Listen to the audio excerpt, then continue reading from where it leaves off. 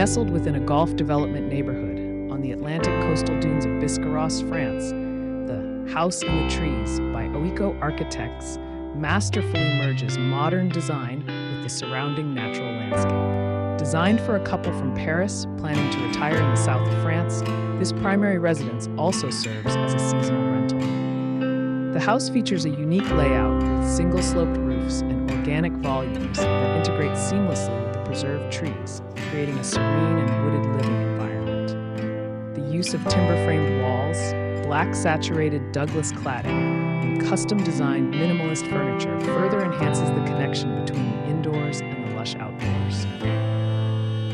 An independent studio on the property offers additional privacy and functionality, making this house a perfect retreat that embraces nature while providing modern comforts.